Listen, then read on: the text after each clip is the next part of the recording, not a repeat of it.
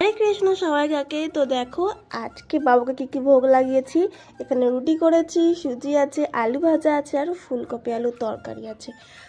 আর রাত পোহালেই হচ্ছে নতুন বছর শুরু হচ্ছে। আর আজ যেহেতু একাদশী তাই গপুকে হচ্ছে এই ছোট্টখানিক জিনিস, ছোট ঠিক না, মানে এই জিনিসগুলো করে দিয়েছি। আর তো চলো গপুকে হচ্ছে খাওয়ানো যাক।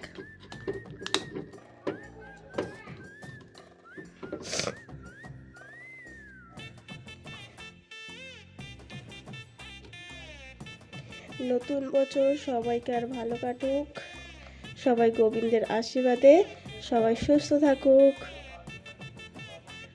হরে কৃষ্ণ।